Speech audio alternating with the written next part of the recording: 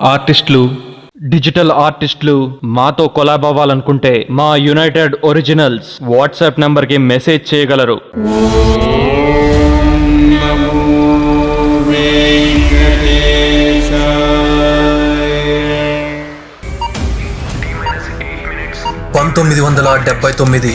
August 17 భారతదేశపు మొట్టమొదటి rocket SLV-3 Sriharikota నుండి లాంచ్ అవబోతుంది.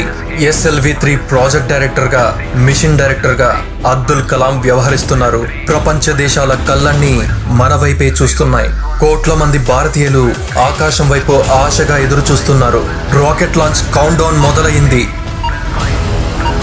రాకెట్ ఆకాశంలోకి దూసుకుపోతూ ఫస్ట్ స్టేజ్ ని సక్సెస్ఫుల్ గా అధిరోహించింది. సెకండ్ స్టేజ్ వెళ్ళగానే కంట్రోల్ సిస్టమ్ విఫలమైంది. ఆ తర్వాత రాకెట్ ఆకాశంలోకి దూసుకుపోయిందా లేక పేలిపోయిందా? ముందుగా మా యునైటెడ్ ఒరిజినల్స్ ఛానల్ ని సబ్స్క్రైబ్ చేయండి, పక్కనే ఉన్న గంట సింబల్ ని కొట్టండి. ఈ వీడియోని స్పాన్సర్ చేసిన వారు కలాం ట్రస్ట్. మాజీ రాష్ట్రపతి భారతరత్న డాక్టర్ APJ అబ్దుల్ కలాం గారి ఆశయాలకు అనుగుణంగా వారి మార్గదర్శకంలో గత 3 సంవత్సరాలుగా చాలా చురుగ్గా సేవా కార్యక్రమాలు చేస్తూ ప్రస్తుత కోవిడ్ సమయంలో తెలంగాణ, తమిళనాడు రాష్ట్రాల్లో కూడా వలస కూలీలకు కావాల్సిన సరుకులు అందిస్తూ ఇతర అవసరాలను దృష్టిలో ఉంచుకుని ప్రతిరోజు అన్నదాతల సహాయంతో అన్నం అందిస్తూ వస్తున్నారు. పేద విద్యార్థులకు పుస్తకాలు, పరీక్ష ఫీజులు, కెరియర్ గైడెన్స్, వర్క్ షాప్స్ మరియు ప్రత్యేక ప్రతిభావంతుల సంగీత విభావరి వంటి వినూత్న కార్యక్రమాలు కలాం ట్రస్ట్ వారు నిర్వహిస్తూ ఉంటారు. మరిన్ని వివరాల కోసం www.kalamtrust.org వెబ్సైట్ ని విజిట్ చేయండి. లింక్ డిస్క్రిప్షన్ లో ఇవ్వడం జరిగింది. 1931 అక్టోబర్ 15 హిందువులు పవిత్రమైన ప్రదేశంగా భావించే రామేశ్వరంలో ఒక సాధారణ తమిళ ముస్లిం కుటుంబంలో కలాం జన్మించాడు.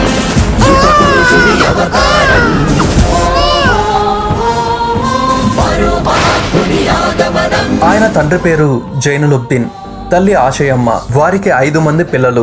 వారిలో చివరివాడు కలాం. జైనులుబ్దీన్ కి ఒక పడవ ఉండేది. ఆ పడవని నిర్మించడానికి కలాం తండ్రి సముద్ర తీరాన కొన్ని నెలలు కష్టపడుతుండేవాడు. ఆయనకి అహ్మద్ జలాలుద్దీన్ అనే వ్యక్తి సహాయం చేస్తాడు. ఆ జలాలుద్దీన్ కి కలాం కి వయసు రీత్యా 15 సంవత్సరాలు తేడా ఉన్న ఇద్దరు మంచి స్నేహితులు. ఇద్దరూ కలిసి రామేశ్వరంలో చాలా దూరం కబుర్లు చెప్పుకుంటూ నడిచేవారు. ఆ తర్వాత జలాలుద్దీన్ కి కలాం అక్కైన జొహ్రాకిచ్చి పెళ్లి చేయడంతో ఆయన కలాంకి మరింత దగ్గరవుతాడు. పడవ నిర్మాణం పూర్తయ్యాక కలాం తండ్రి ఆ పడవలో రామభక్తులను, యాత్రికులను రామేశ్వరం నుండి ధనుష్కోటికి, అక్కడ నుండి తిరిగి రామేశ్వరానికి తీసుకొచ్చి తన కుటుంబాన్ని పోషించేవాడు. ఒకనాడు భీకర తుఫానులో పడవ చిక్కుకుపోతుంది. ఆ తుఫాను బీభత్సవంలో పడవ మునిగిపోతుంది. దాంతో కలాం కుటుంబం మరింత పేదరికంలో కూరుకుపోతుంది. కలాం న్యూస్ పేపర్లు వేస్తూ తన తండ్రికి సహాయపడుతుండేవాడు. కుటుంబంలో ఎన్ని ఆర్థిక సమస్యలు వచ్చినా తల్లిదండ్రులు ఓర్పు, దయాగుణంతో నవ్వుతూ సమాజంలో గౌరవంగా బ్రతికేవారు. కలాం కూడా తన జీవితంలో ఆ చిరునవ్వుని వదిలేవారు కాదు. కలాం ఒక ముస్లిం కుటుంబంలో జన్మించిన ఇతర మతాలని గౌరవించేవాడు. కలాం తన చిన్నతనంలో గడిపే మిత్రులందరూ హిందువులే. క్లాస్ లో కూడా ఎప్పుడూ వారితోనే కూర్చుండేవాడు. అక్కడ పనిచేసే టీచర్స్ కి కూడా కలాం అంటే చాలా ఇష్టం. ఒకరోజు సైన్స్ టీచర్ అయిన శివసుబ్రహ్మణ్యం అయ్యర్ కలాం ని తన ఇంటికి భోజనానికి రమ్మని పిలుస్తాడు. గురువు కోరిక మేరకు కలాం టీచర్ ఇంటికి భోజనానికి వెళ్తాడు. ఇంట్లోని గృహిణి కలాం ఒక ముస్లిం అని గ్రహించి అతనికి భోజనం వడ్డించదు. అది చూసి బాధపడుతున్న కలాంకి టీచర్ తన చేత్తో వడ్డించి భోజనం అయ్యాక వచ్చే వారం మళ్ళీ తన ఇంటికి భోజనానికి రావాలని టీచర్ అడుగుతాడు. కలాం ఇబ్బందిని గమనించిన శివసుబ్రహ్మణ్యం అయ్యర్ వ్యవస్థలో మార్పులు తేవాలంటే మార్గంలో వచ్చే ప్రతి ఇబ్బందిని ఎదుర్కోవాలని టీచర్ చెప్తాడు. అంటే కలాం గొప్పవాడవుతాడని సైన్స్ టీచర్ చిన్నప్పుడే గుర్తించాడు. టీచర్ కోరినట్లు కలాం మళ్ళీ భోజనానికి వచ్చినప్పుడు గృహిణి నవ్వుతూ తన సొంత చేతులతో కలాంకి భోజనం తినిపిస్తుంది. ఆ రోజు కలాంకి అర్థమవుతుంది జీవితంలో ఓర్పు, సహనంగా ఉండడం ఎంత ముఖ్యమోనని. కలాం తన 8వ తరగతి చదువుతున్నప్పుడు వరల్డ్ వార్ II ముగుస్తుంది. ఆ సమయంలో గాంధీ తాత నేతృత్వంలో భారతదేశపు ప్రజలందరూ స్వాతంత్రం సాధించడానికి ఉద్యమాలు చేస్తున్నారు. వారి పోరాట ప్రతిమను చూసిన కలాం తాను కూడా తన దేశానికి ఏదో ఒకటి చేయాలని దృఢంగా నిర్ణయించుకున్నాడు. ఆ తర్వాత కలాం తన హై స్కూల్ ఎడ్యుకేషన్ కోసం రామనాథపురంలోని స్వార్జ్ సెకండరీ హై స్కూల్లో చేరతాడు. కలాం ఒక యావరేజ్ స్టూడెంట్ అయినప్పటికీ అయా దొరై సాలమాన్ అనే టీచర్ కలాంకున్న ఆసక్తికరమైన యువ మేధస్సుని గుర్తించాడు. ఒకరోజు ఆయన కలాంని సముద్ర తీరానికి తీసుకెళ్తాడు. అక్కడ గాల్లో విహరించే సముద్రపు పక్షులను చూపిస్తాడు.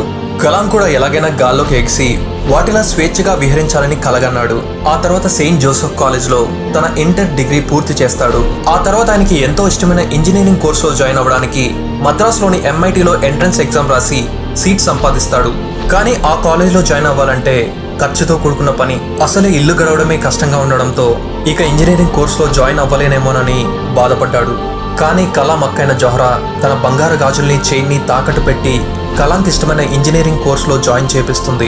1958లో తన ఇంజనీరింగ్ కోర్స్ పూర్తవగానే గాల్లో విహరించాలన్న తన చిన్ననాటి కోరికను నెరవేర్చుకోవడానికి ఇండియన్ ఎయిర్ ఫోర్స్ లో జాయిన్ అవ్వడానికి ఎంట్రన్స్ టెస్ట్ రాస్తాడు. అందులో ఆయనకి 9th ర్యాంక్ వస్తుంది. కానీ ఏరోనాటిక్స్ లో 8 వేకెన్సీస్ మాత్రమే ఉండడం వల్ల పైలట్ అవ్వాలనుకున్న తన చిన్ననాటి కోరిక నెరవేర్చుకోలేకపోయాననే బాధ కలాం మనసులో ఉండిపోతుంది. 1958లో కలాం DRDOలో సైంటిస్ట్ గా జాయిన్ అవుతాడు. ఆయనకి $250 జీతం. అక్కడ 3 సంవత్సరాలకు గాను ఒక హోవర్ క్రాఫ్ట్ తయారు చేయాలి. ఇచ్చిన టైం కన్నా ముందే ఆ హోవర్ క్రాఫ్ట్ ని కంప్లీట్ చేస్తారు. ఆ హోవర్ క్రాఫ్ట్ కి శివుడు వాహనమైన నంది అన్న పేరు పెడతారు. కానీ కలాం గారికి ఆ పనిలో ఏమాత్రం సంతృప్తి కలిగేది కాదు. ఒకనాడు ఆయనకి విక్రమ్ సారాభాయ్ స్థాపించిన ఇంకోస్పార్ నుండి ఇంటర్వ్యూకి అటెండ్ అవ్వాలని లెటర్ వస్తుంది. ఇంకోస్పార్ అంటే Indian national committee for space research.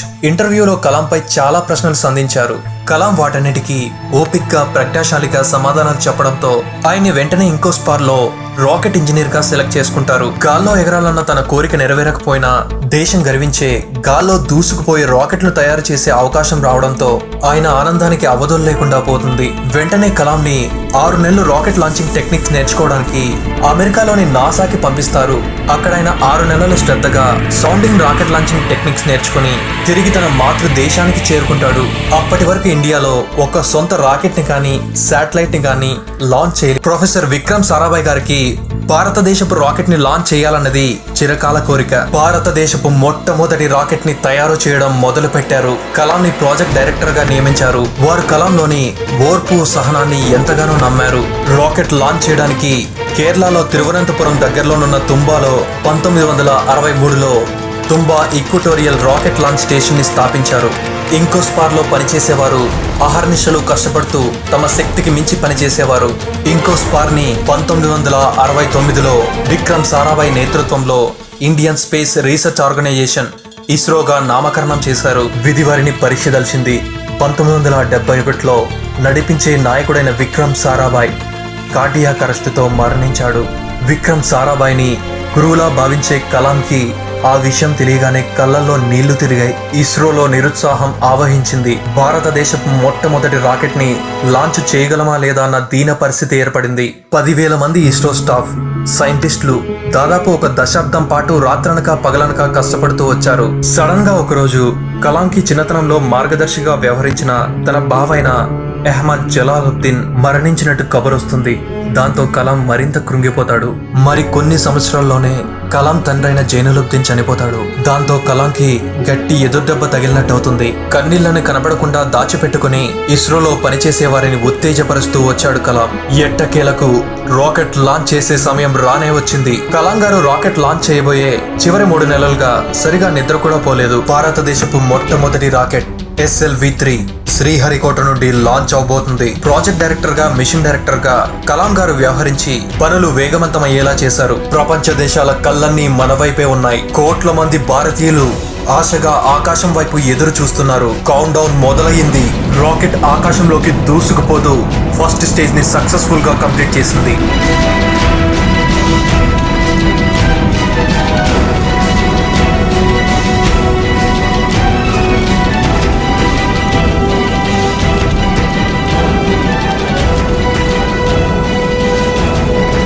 Second stage కి వెళ్ళగానే రాకెట్ కంట్రోల్ సిస్టమ్ విఫలమై రాకెట్ బే ఆఫ్ బెంగాల్లో పడిపోయింది.